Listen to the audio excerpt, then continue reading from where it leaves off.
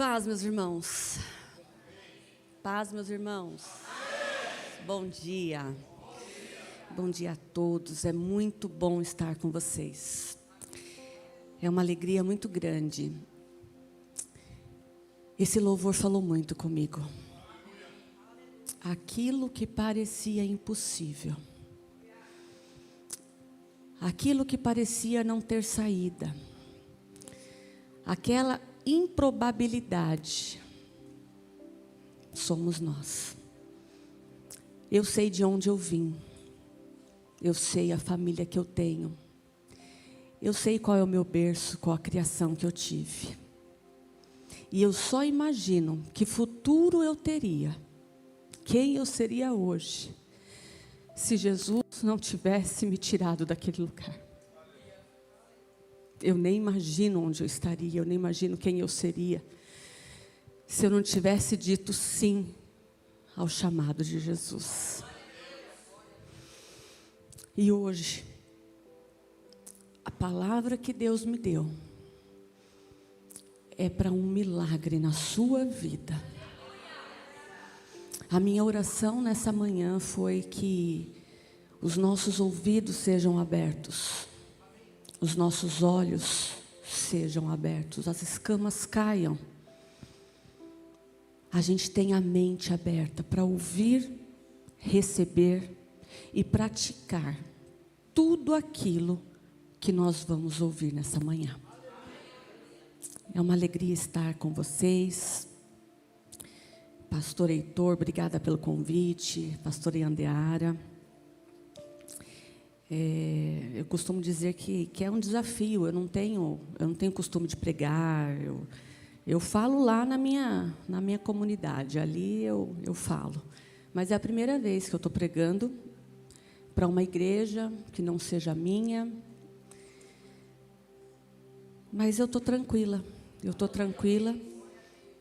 E Deus me deu essa palavra ontem.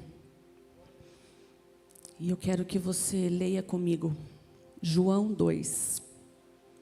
Como o pastor Heitor adiantou, eu sinto que o meu chamado, o meu ministério, ele é para a família. Ele é para mães, mulheres, criação de filhos. É para falar com maridos. Eu falo com homens também. Eu não só bato nos homens. Eu aconselho, eu ajudo. E hoje Deus colocou no meu coração que tem tanta coisa para ser tratada nesse lugar. Tem tanta ferida para ser curada. Tem tanto casamento para ser restaurado. Tem tanto perdão para ser liberado e pedido nessa manhã. Abra seu coração, meu irmão. João 2 diz assim: 3 dias depois, houve um casamento em Caná da Galileia, achando-se ali a mãe de Jesus. Jesus também foi convidado com os seus discípulos para o casamento. Tendo acabado o vinho, a mãe de Jesus lhe disse: eles não têm mais vinho. Mas Jesus lhe disse: mulher, que tenho eu contigo? Ainda não é chegada a minha hora. Então ela falou aos serventes: fazei tudo o que ele vos disser. Estavam ali 6 talhas de pedra que os judeus usavam para as purificações, e cada uma levava 2 ou 3 metretas, que é um meio de medida de líquido. Jesus lhe disse: enchei de água as talhas, e eles as encheram totalmente. Então lhes determinou: tirai agora e levai ao mestre-sala. Eles o fizeram. Tendo o mestre-sala provado a água transformada em vinho, não sabendo de onde viera, se bem que o sabiam os serventes que haviam tirado a água, chamou o noivo e disse-lhe: todos costumam pôr primeiro o bom vinho, e quando já beberam fartamente, servem o inferior. Tu, porém, guardaste o bom vinho até agora. Com este, deu Jesus princípio a seus sinais em Caná da Galileia. Mas manifestou a sua glória e os seus discípulos creram nele.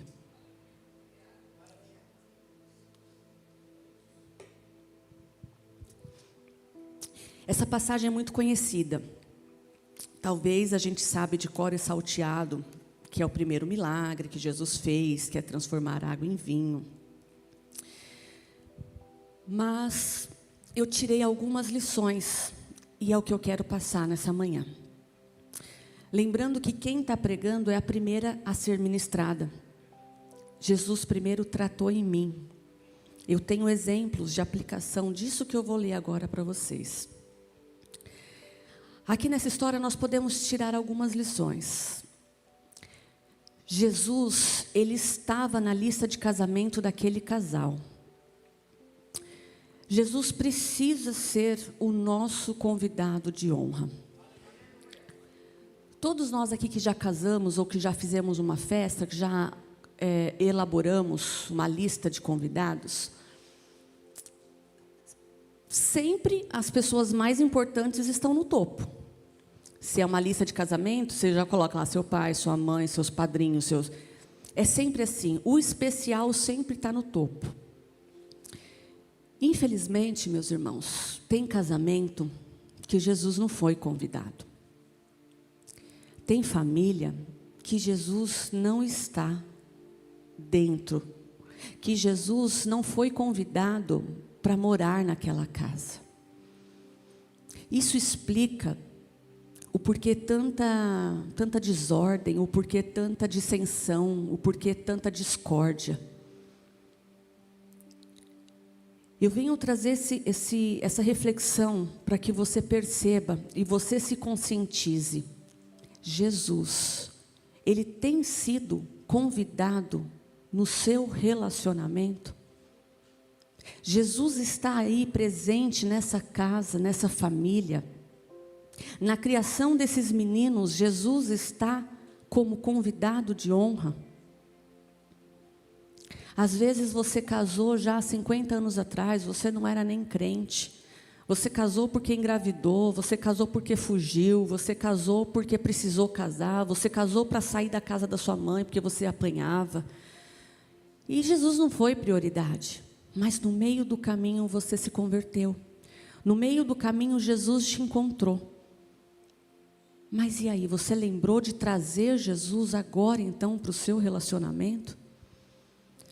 Ou você está tão acostumado a viver essa vida ruim, desgraçada, e vai que vai, Jesus entrou no meio e vamos que vamos.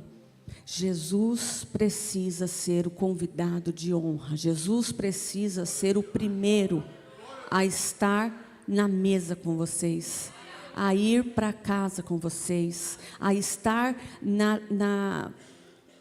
nos princípios que você vai trazer para a sua casa, para a sua família. Jesus precisa ser convidado de honra. Aquele casal tinha Maria na festa. Foi ela que percebeu o problema e levou até Jesus. Eu costumo dizer que todo casal, todo relacionamento precisa ter uma Maria. O que a Maria, mãe de Jesus, foi ali naquele casamento? Pensa, você fez uma festa, você contratou o buffet, você fez a lista de convidados, vieram todo mundo, sua festa está linda, está maravilhosa. Os noivos não estão preocupados com o que está servindo, se vai faltar, se vai sobrar. Você pagou para a festa, ou seja, está tudo bem. Mas vai que o refrigerante acaba, a carne acaba no meio, os salgados acabam, que vexame que vai ser. Maria, ela era um tipo de convidada, ela era um tipo de participante daquela festa, que ela percebeu o problema antes do casal, ela teve a sensibilidade de perceber, opa, estou vendo que está faltando aqui. Aí ela foi até quem podia resolver. Ela chegou lá em Jesus e falou: filho, está acabando o vinho, eles não vão ter vinho. Vai ser um vexame. Trazendo, aplicando essa palavra. Tenha uma Maria na sua vida. Maria aqui, ela é aquela que intercede pelo casal. É aquela que se preocupa. É aquela que aconselha. É aquela pessoa que não quer que vocês passem por um vexame. Todo casal precisa ter um orientador, um discipulador, uma pessoa que aconselha, que ajuda. Porque quando a gente está dentro de um relacionamento, quando a gente está dentro de um problema, quando a gente está numa situação, às vezes a gente não está nem percebendo, mas está feia a situação. Vocês não estão mais se amando, vocês já estão deixando mostrar para os outros que não está nada bem naquela casa. São maridos e mulheres que se distratam na frente dos outros sem nem perceber. Maridos que são verdadeiros, eu posso falar? Posso. Cavalos.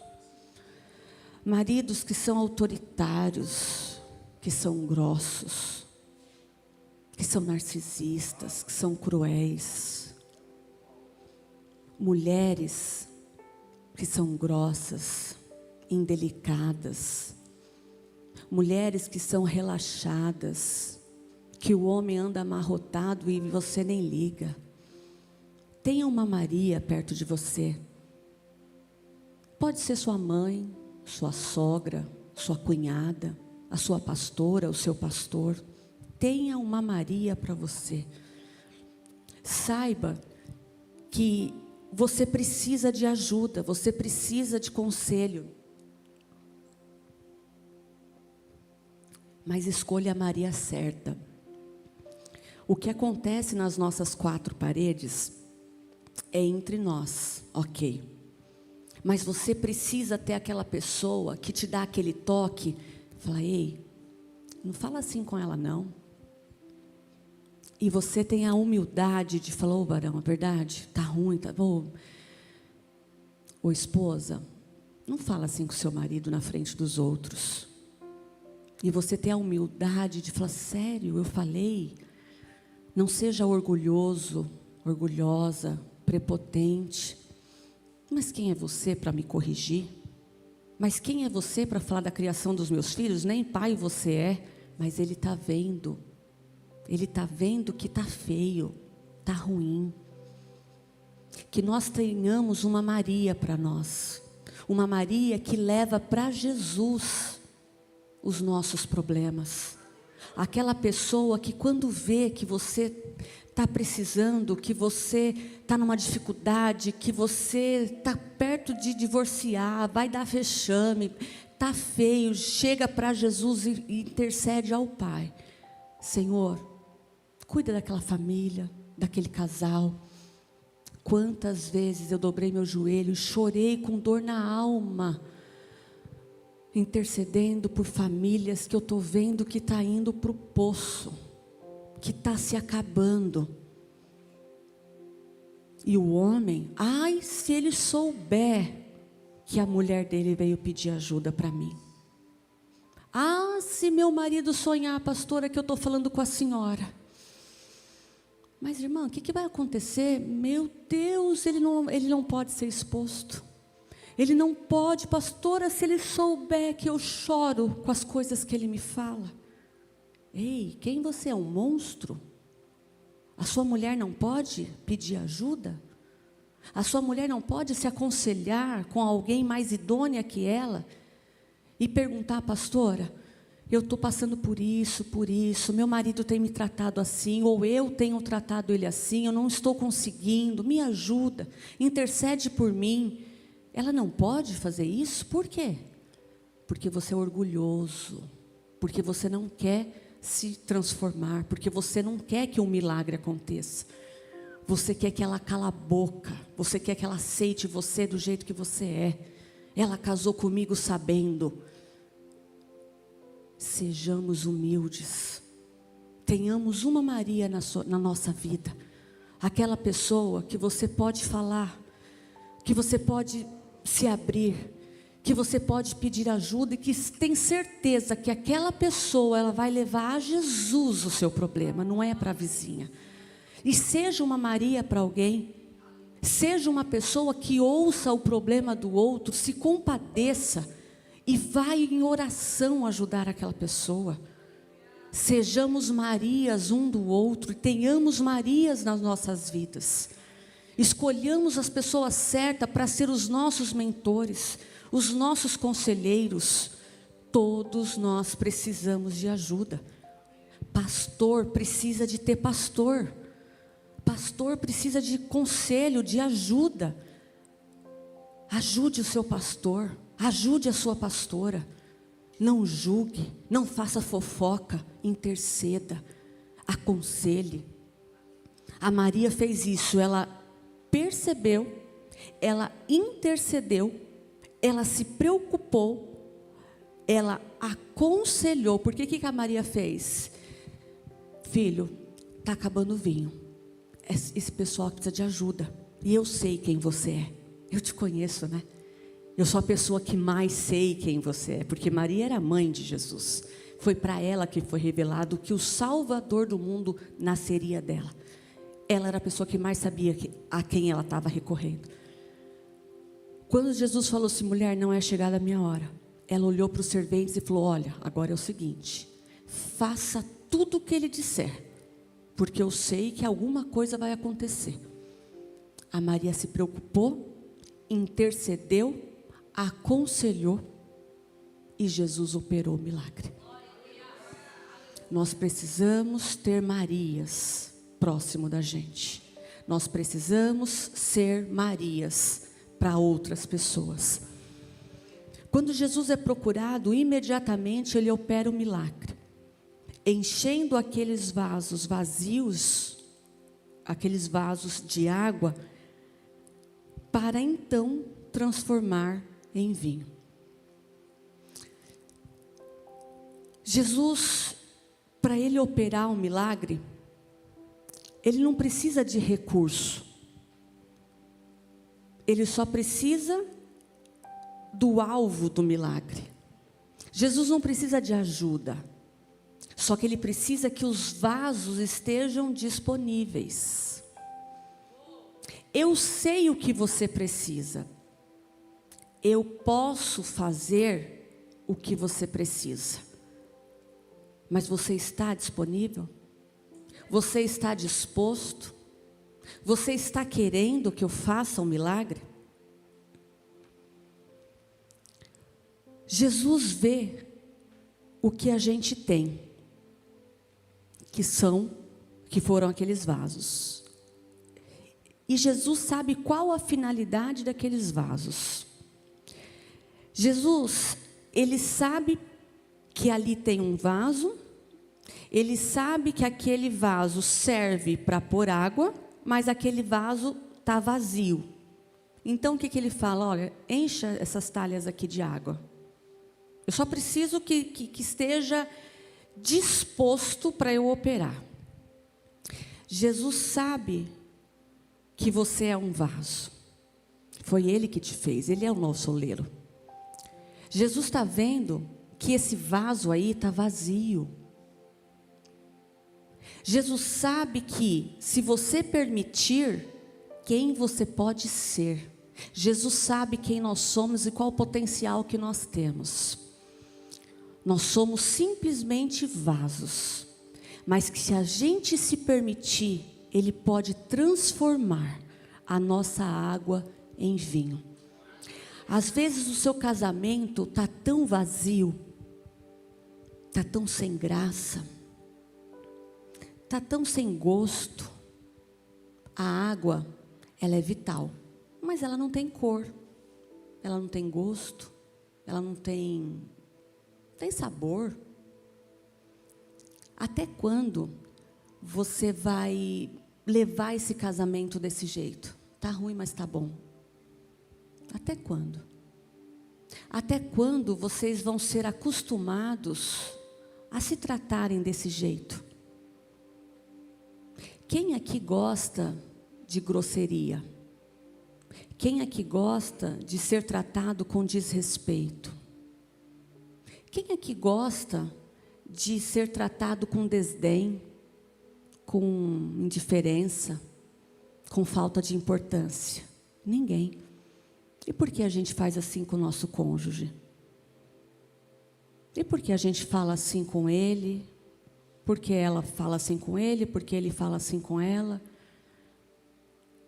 Porque virou água, está sem graça, está sem sabor. E aí o que a gente tem que fazer? Jogar água fora? Não. É transformar a água em vinho. É fazer essa água ter prazer, ter vida, ter sabor, ter cor. Jesus vê o que você tem e qual a finalidade daquilo. Então Jesus viu o vaso e sabe para que o vaso serve. Jesus sabe como você está. Jesus viu o vaso, para que ele serve e que ele estava vazio. Vaso vazio, ele não está exercendo a função para a qual ele foi feito. Se existe um vaso para colocar flor e ele está vazio, ele está ali sem função, sem funcionalidade. Qual que é a sua função na posição que você está? Homem, qual que é a sua função? Qual que é o seu propósito de vida? O homem, quando ele se decide casar, quando ele toma a decisão de casar, ele tem que saber que o papel dele é prover, proteger, cuidar. Ontem nós aprendemos sobre Adão e Eva, teologicamente, qual é a formação do casal. Quando Deus criou Adão sozinho lá no Éden, qual que era a função do Adão? Dominar, dar nomes, executar todas as tarefas, comandar aquele espaço, ter domínio sobre os animais. Quando Deus fez a Eva, qual é a função da Eva? Ajudar, ser companheira, aconselhar. Se você não está executando o seu papel, tanto o homem quanto a mulher, você está sendo um vaso inútil. O homem é feito para prover, dominar. Na minha casa, quem manda é o meu marido. Porém, saiba mandar. Não vem mandar com autoritarismo.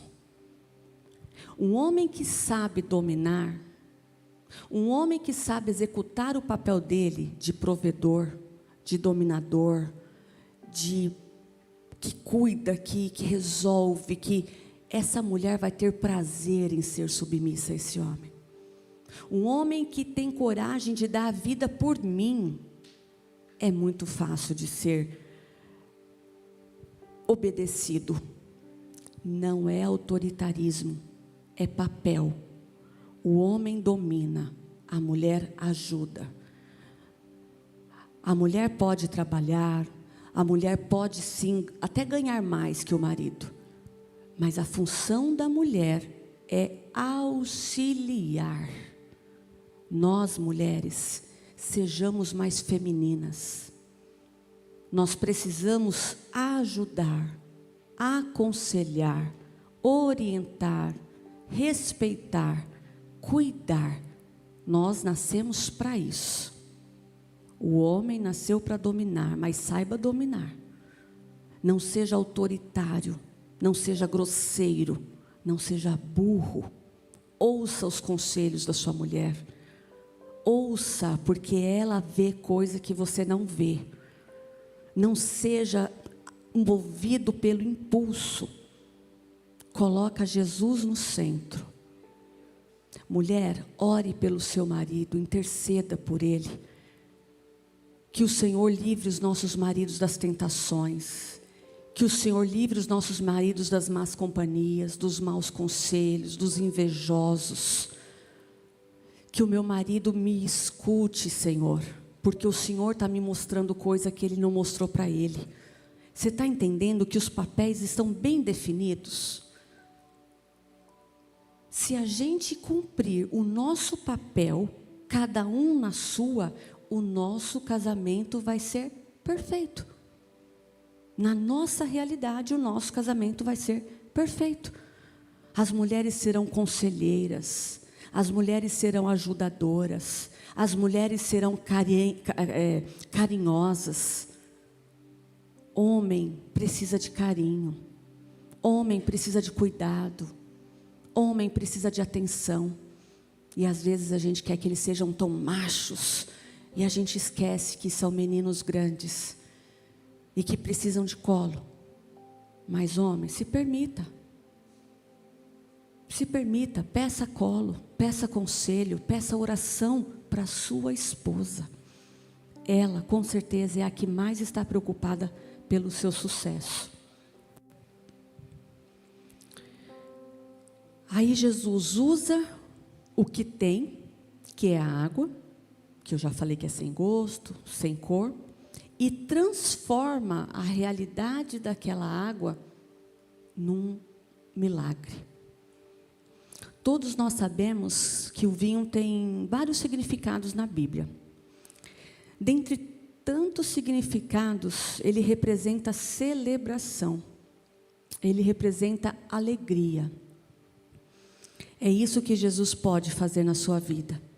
Transformar tudo aquilo que está sem gosto, sem graça, aquilo que está vazio, aquilo que está sem alegria, Jesus pode transformar. A gente vê tantos casais, a gente é pastor de igreja, a gente recebe muita gente no gabinete, e as queixas são: pastora, ele não me dá carinho, ele é frio, ele não me elogia, ele é chato, ele é sem graça, eu não estou mais suportando. Eu faço porque tem que fazer, eu faço porque a Bíblia manda eu obedecer, né? Então eu tenho, né? Não posso me negar para o meu marido. É muito triste ouvir uma mulher falar isso. Só que para essa mulher falar isso, ela está exagerando ou ela já está no limite dela?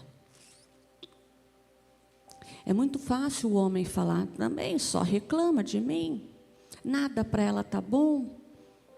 Que tipo de marido você tem sido para sua mulher? Você tem sido atraente? Você tem sido um conquistador? Você tem sido romântico do seu jeito? Você tem sido presente? Não é dar presente, ser presente. Esses dias a gente estava num retiro de casais, e aí o palestrante falou assim: eu vou pedir para vocês fazerem uma lista de 3 qualidades do seu cônjuge. As 3 principais qualidades. Eu fiquei besta. Ele foi lendo.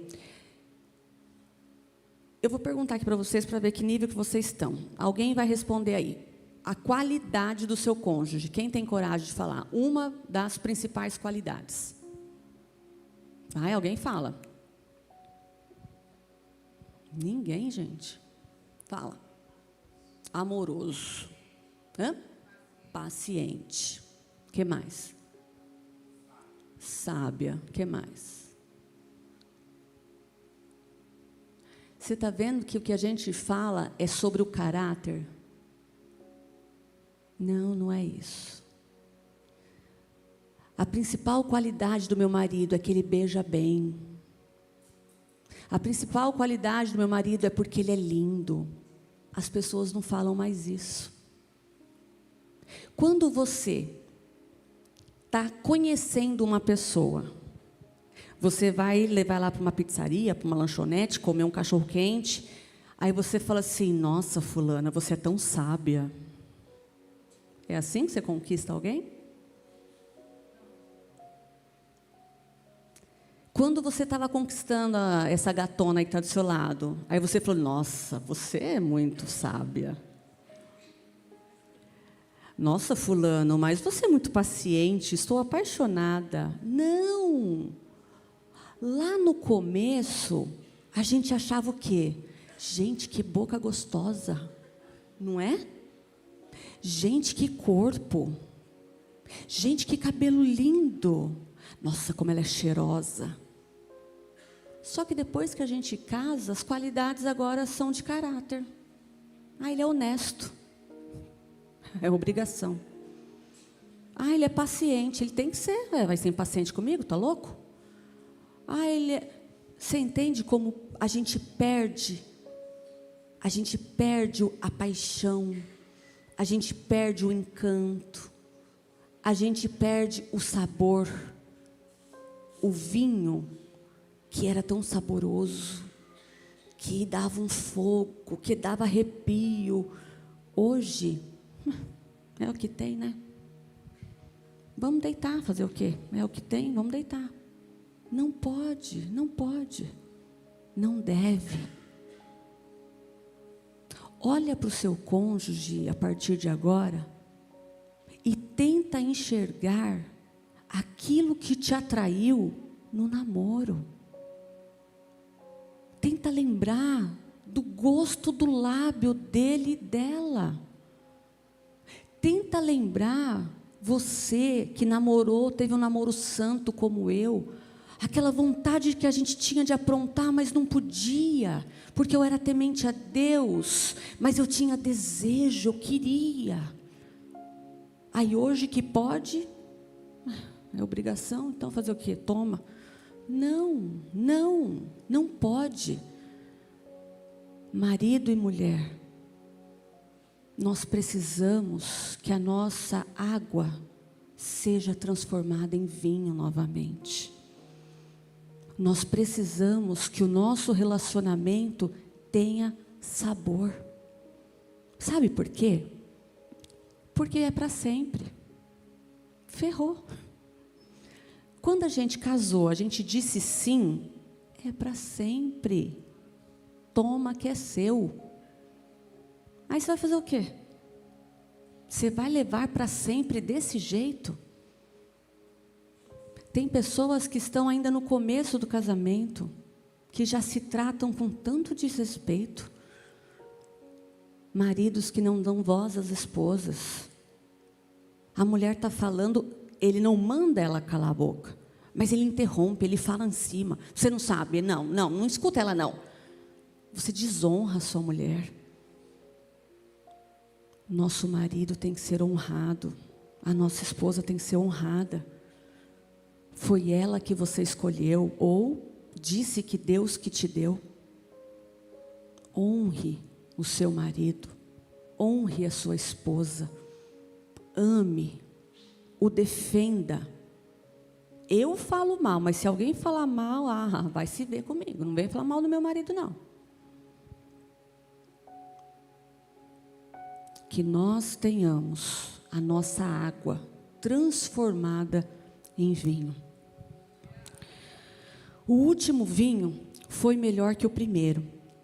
Com o passar dos anos, é possível sim vivermos dias melhores do que no começo. Lembra como foi o seu início? César e eu acabamos de fazer 25 anos de casamento.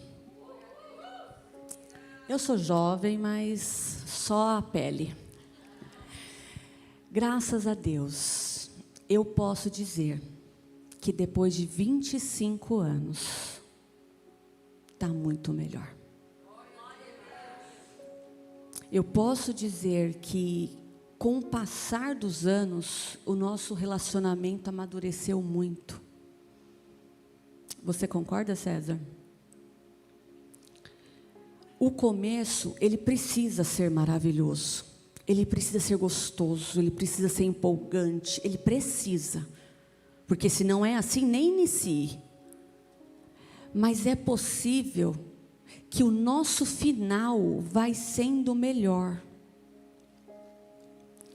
Quando eu fui alugar meu vestido, porque eu aluguei vestido de noiva, tá?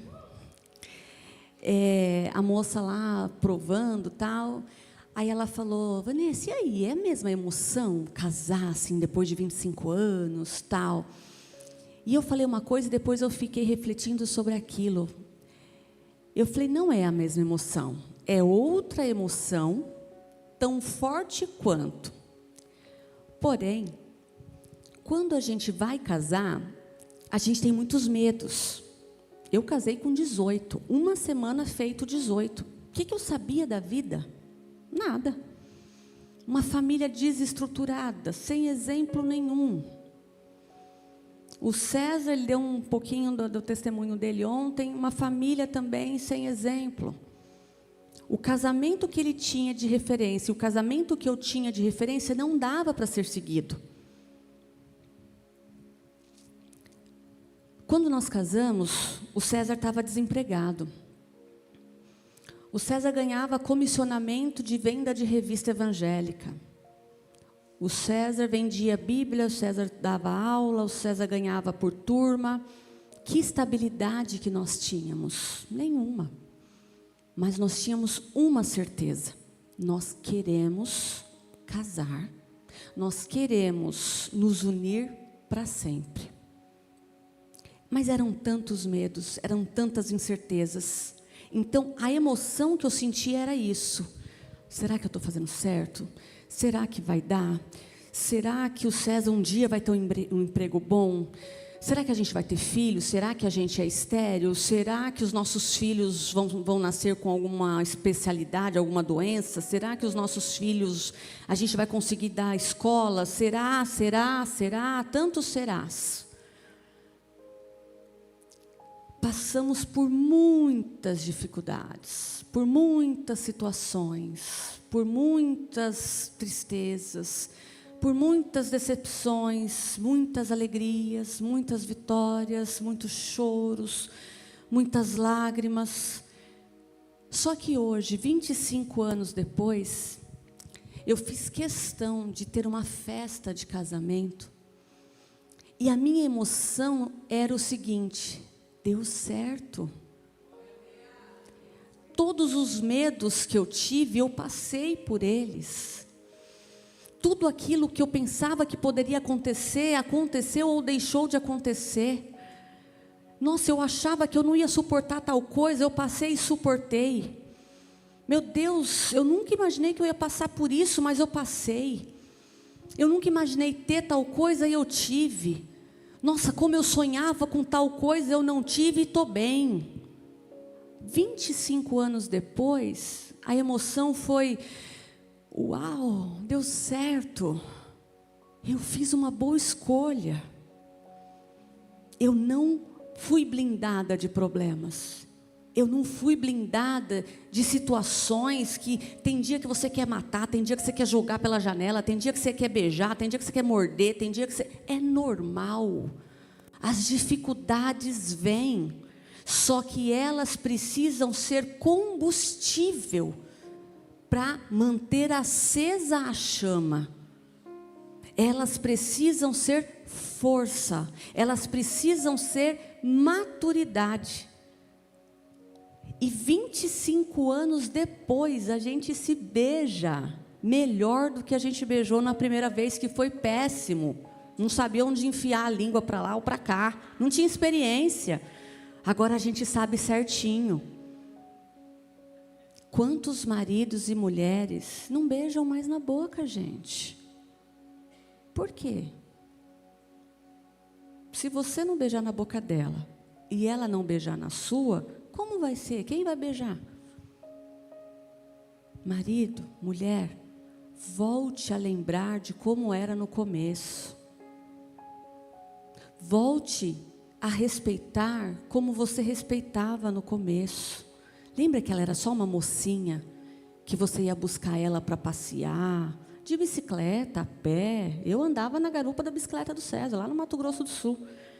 Eu lembro o frio na barriga que eu sentia quando ele ia chegar na rodoviária.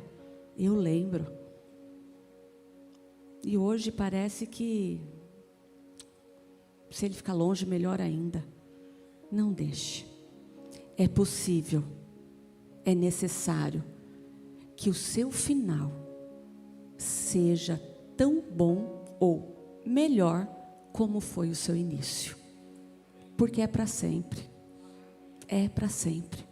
Tem que ser para sempre.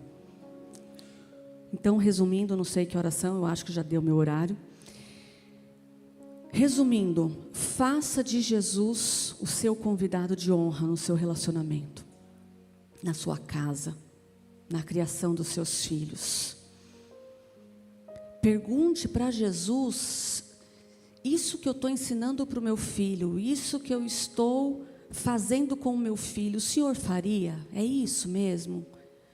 Senhor, me ajuda, me oriente. Tenha quem ore, quem interceda, quem aconselhe e quem busque Jesus por vocês. Adote uma Maria na vida de vocês.